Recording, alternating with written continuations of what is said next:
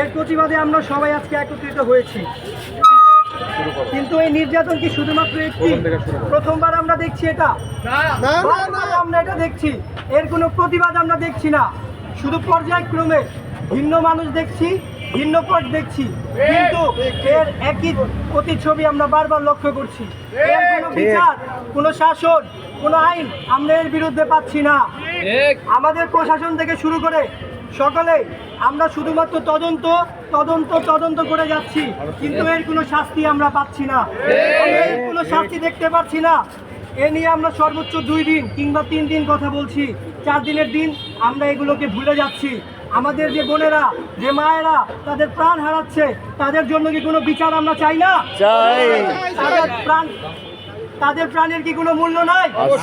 শুধুমাত্র আমাদের ভোগ্যপণ্য এই সেকুলার রাষ্ট্র ব্যবস্থা আমাদের বর্তমানে social media, porn industry, beauty, fashion industry, বিভিন্ন ধরনের প্রচারণা এবং টিভি মিডিয়ার মাধ্যমে নারীদেরকে শুধুমাত্র ভোগ্যপণ্য হিসাবে তুলে ধরছে। প্রতিবাদের বিচার কি আমরা চাই না? এই সেকুলার রাষ্ট্র ব্যবস্থা পুরনো সেই জাহিলিয়াত যুগের মতন আবার প্রতিফলিত হচ্ছে। এই রাষ্ট্র ব্যবস্থায় আমরা দেখছি প্রতিনিয়ত বোনেদের ইজ্জত সম্মান নিয়ে খেলা করা হচ্ছে।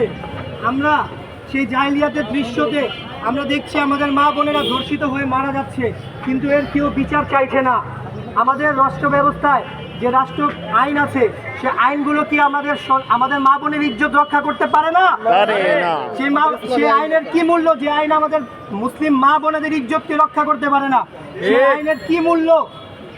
আমরা আমাদের পূর্বে নবী রাসূলগণ, খিলাফাগণ, খলিফাগণের শাসন আমলে দেখেছি রোমান পৃথিবীর সবচাইতে শক্তিধর যে রাষ্ট্র, রোমানদের বিরুদ্ধে সে রোমান আমাদের এক মুসলিম বোনের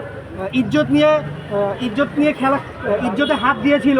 সেই সময়কার আর্মি গভর্নর সেই রোমানের বিরুদ্ধে যুদ্ধ ঘোষণা করেছিল। এই আজকের এই যারা ধর্ষকগণ, তারা কি সে রোমান জাতির থেকেও বেশি ক্ষমতাধর? না।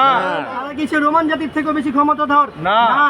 আমরা চাইলেই কি তাদেরকে শাস্তির মাধ্যমে ধর্ষণের মামলা আমরা বন্ধ করতে পারি না? কিন্তু আমরা কেন এই মামলার বিরুদ্ধে কোনো পদক্ষেপ নিচ্ছি না?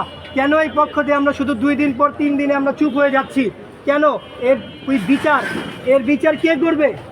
কার মাধ্যমে আমরা এর বিচার পাবো? এই বিচারটা আমাদেরকে কে দিবে? আপনাদের কাছে এই প্রশ্নটা আমার রয়ে গেল, এই বিচারটা আমাদেরকে কে দিবে? এই বিচারের একমাত্র মাধ্যম হচ্ছে খিলাফত। আমরা দেখেছি কোনো নারীর ইজ্জতে যদি কেউ হাত দিয়ে থাকে, তাহলে তার বিরুদ্ধে যুদ্ধ ঘোষণা করে তাকে ধ্বংস করে দেওয়া হয়। সেই ব্যবস্থা কি আমরা আবার আনতে পারবো? একমাত্র খিলাফার মাধ্যমে আমাদের এই ব্যবস্থাকে আবার ফিরিয়ে আনা সম্ভব। আমরা দেখেছি আমাদের 102 বছর আগে আমাদের এই খিলাফা শাসন আমল ধ্বংস হয়ে গিয়েছে। এই খিলাফার শাসন আমল যদি আবার আমাদের মধ্যে পুনর্জীবিত করা হয়, তাহলে আমাদের মা বোনেদের ইজ্জত আবার সে আগের মতন ফিরে আসবে। যে ইজ্জতে কেউ হাত দিলে তার বিরুদ্ধে আর্মি গভর্নর যুদ্ধ ঘোষণা করবে। সেই শাসন আমল ব্যবস্থা আমরা আবারও প্রার্থনা করছি মহান আল্লাহ তাআলার কাছে। মহান আল্লাহ তাআলা আমাদেরকে এই ধরনের একটি শাসন ব্যবস্থা, এই ধরনের একটি সুন্দর রাষ্ট্র প্রতিষ্ঠা করার তৌফিক আমাদেরকে দান করুন ইনশাআল্লাহ। ভাইরা, আমরা কিছু দূর একটি র্যালি করার মাধ্যমে মানুষের মধ্যে সচেতনতা আরো বৃদ্ধি করব। আপনাদেরকে এই র্যালিতে যোগ দেওয়ার অনুরোধ করছি। আপনারা সবাই আমাদের সাথে যুক্ত হয়ে এই র্যালিটি সফল করবেন।